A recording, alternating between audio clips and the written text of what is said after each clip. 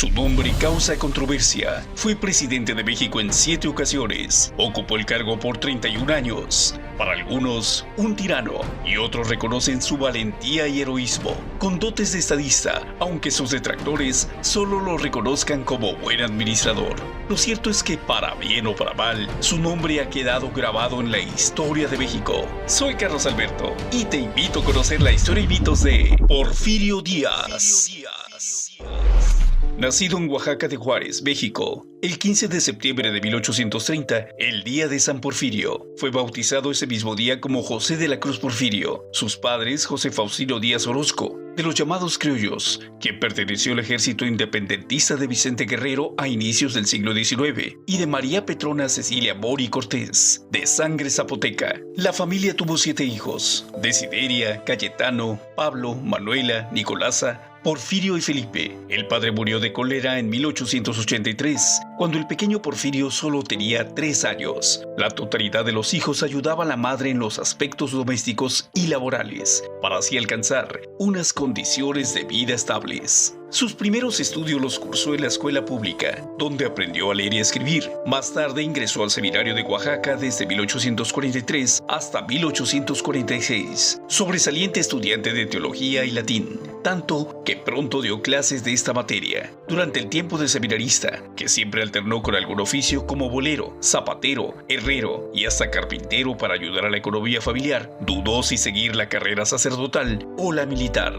A sus 16 años de edad, al escuchar de su maestro que había que servir a la patria, se unió al Ejército Nacional para luchar en la guerra entre los Estados Unidos y México, pero no alcanzó a pelear. El conflicto armado terminó antes. El joven evitó regresar al seminario para unirse al área de Derecho del Instituto de Ciencias y Artes de Oaxaca. Fue donde conoció a Benito Juárez, antiguo gobernador de Oaxaca y maestro de la institución. Tras graduarse, Díaz también fue nombrado profesor de la misma. Fue en esa época cuando tuvo lugar la Revolución de Ayutla, que se alzó contra el mandato de Antonio López de Santa Anna. Algunos compañeros ideológicos de Porfirio Díaz fueron arrestados. Para ayudarlos, él intervino levemente. Entonces se le nombró mandatario del distrito de Ixtlán. El 22 de diciembre de 1859, el presidente de la República, Miguel Miramón, recomienda especialmente al gobernador de Oaxaca dé el ascenso inmediato al teniente coronel Porfirio Díaz por su brillante comportamiento en el ataque de Tehuantepec, el 25 de noviembre del mismo año.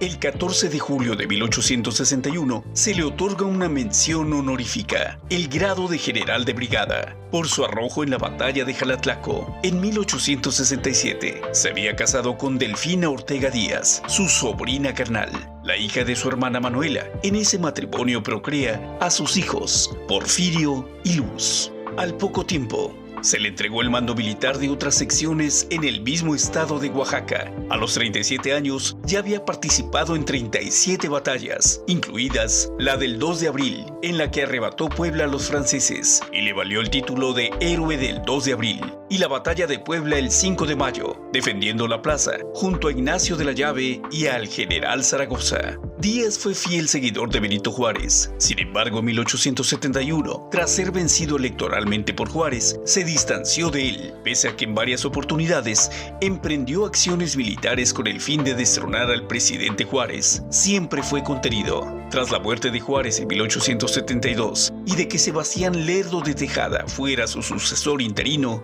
y ganara la presidencia para el periodo 1872-1876 e intentaría reelegirse, Díaz decidió enfrentarlo mediante la revolución de Tuxtepec y fue vencedor. Lerdo, derrotado, sale a Nueva York. Díaz entonces ocupó el poder ejecutivo provisionalmente el 28 de noviembre de 1876. Lo encargó interinamente al general Juan N. Méndez y dirigió las últimas acciones militares contra sus enemigos. Posteriormente, se convocó a elecciones que bajo control militar limitaron la concurrencia a las casillas, solo a los ciudadanos afines al plan de Díaz. Así, Porfirio Díaz tomó posesión el 5 de mayo de 1877. Al año siguiente, el El 5 de mayo de 1878 reformó la Constitución para demostrar su vocación antirreeleccionista. El presidente no podrá ser reelecto para el periodo inmediato, ni ocupar la presidencia, sino hasta pasados 4 años de haber cesado en el ejercicio de sus funciones. El porfiriato tuvo 2 etapas. La primera va desde la llegada al poder de Díaz en 1877 hasta 1896. Empezó con la pacificación y reorganización del país. Salió el ejército y la economía. También la política exterior brilló por lo alto, gracias a su ministro de Relaciones Exteriores. Al terminar su primer periodo como presidente, el 30 de noviembre de 1880, impulsó a su compadre Manuel González, prestándole la presidencia durante 4 años, a partir del 1 de diciembre de 1880. Por eso la colonia del municipio de Centla, Veracruz, lleva su nombre. Mientras, Díaz fue secretario de Fomento primero y gobernador provisional de Oaxaca, tiempo en el que instaló el telégrafo en todo el estado, el alumbrado público e inició la construcción del ferrocarril de Tehuantepec. Al sobrevenir las elecciones de 1884 para elegir presidente, el país no se conmovió.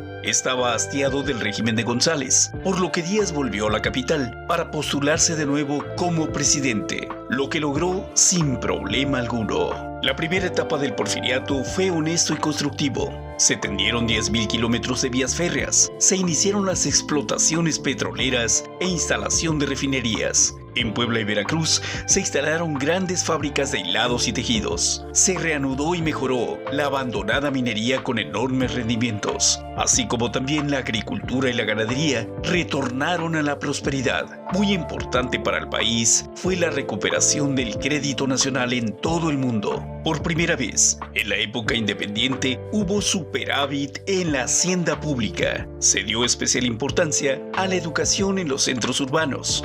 Impulsó la creación de la Universidad Nacional. Fue notable el mejoramiento de todos los servicios y el embellecimiento de la capital y las principales ciudades del país. Se llevaron a cabo muchas excavaciones arqueológicas. Se publicaron muchos libros acerca de nuestra historia. Se multiplicaron los caminos, puentes, edificios y escuelas. Los teatros presentaban compañías y actores europeos, y pronto el cinematógrafo fue conocido en todo el país. El correo y los telégrafos se extendieron por buena parte del territorio nacional. Se hicieron grandes esfuerzos por extender la educación pública, lo que permitió que se educaran más niños. Cada vez más gente pudo seguir estudios superiores y así se empezó a formar en todo el país una clase media de profesionales y empleados públicos. Se enriqueció la vida cultural con nuevos periódicos, revistas y libros escritos e impresos en México. La paz porfiriana fue provechosa para la cultura. Se avanzó en las ciencias, las artes y la técnica. Se fundaron academias, teatros, museos y asociaciones artísticas y científicas. La sociedad europea influyó poderosamente en la arquitectura, la moda y el lenguaje de las clases aristocráticas. Las costumbres fueron copiadas de la elegante Francia. La primera línea de teléfono que existió en la República Mexicana fue la que se tendió entre el Castillo de Chapultepec y Palacio Nacional el 16 de febrero de 1878. Las líneas del ferrocarril se trazaron hacia los puertos más importantes y hacia la frontera con los Estados Unidos de América para facilitar el intercambio comercial y como medio de control político y militar. Durante el porfiriato, Díaz ejerció gran control sobre la política y el poder ejecutivo, dominó al legislativo y al judicial, pues el presidente elegía a todos los funcionarios importantes, reformando nuevamente la Constitución el 21 de octubre de 1887 y el 20 de noviembre de 1890, por lo que se pudo reelegir indefinidamente. Su lema fue orden y progreso. Con el orden aumentó el trabajo y se hizo posible el desarrollo económico, pues el país contaba con recursos y los empresarios podían obtener buenas ganancias. Sin embargo, a medida que pasó el tiempo, fue creciendo el descontento por la miseria en que vivía la mayoría de la gente y porque Díaz tenía demasiado tiempo en el poder. La segunda etapa corresponde al periodo de 1896 a 1910, desde que Díaz regresa al poder hasta su exilio. Díaz se rodeó de un grupo de ministros que se hacían llamar los científicos por sus avanzadas e innovadoras propuestas administrativas. Los había inteligentes y tontos, honestos y sinvergüenzas, que influían muchas veces de manera negativa en sus decisiones y lo fueron orillando a la decadencia e impopularidad. En un país de 10 millones de personas, solo había 830 grandes hacendados. Los indígenas perdieron muchas tierras y la mayor parte de los habitantes del campo tuvieron que ocuparse como peones en las haciendas. Allí había trabajo, pero mal pagado, con poca libertad, y se veían obligados a gastar el poco dinero que ganaban en las tiendas de raya, que eran de los propios patrones y que vendían todo más caro.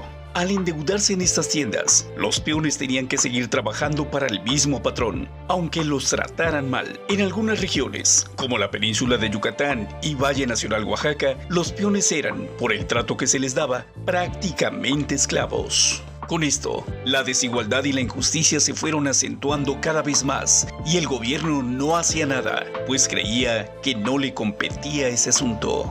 Díaz consiguió mantener el orden mediante el uso de la fuerza pública. Policías y soldados persiguieron lo mismo a los bandoleros que todo intento de oposición. En 1906 estallaron dos huelgas muy grandes, la de Cananea y la de Río Blanco. Estos hechos eran un claro síntoma de que en el porfiriato las cosas estaban muy mal. En marzo de 1908, cuando Díaz ya tenía 78 años de edad, concedió una entrevista al conocido periodista James Krillman de la revista estadounidense Pearson's Magazine, donde reconocía que había gobernado como un dictador y dijo, entre muchas otras cosas, que por fin habría elecciones verdaderas en el país en el siguiente periodo electoral, que México estaba ahora listo para una democracia y que consideraba no postularse para presidente en 1910. Estas palabras estaban dirigidas a un público extranjero y Díaz nunca pensó que serían traducidas y publicadas en México, por lo que esa promesa no la cumplió y el descontento social llevó al estallido de la revolución. Finalmente, en mayo de 1911, Díaz salió del país en un barco alemán de nombre Ipiranga, rumbo a Francia, donde muere el 2 de julio de 1915. Y a partir de la revolución, no se reconocen sus logros y aciertos, solo la mano dura y el carácter dictatorial.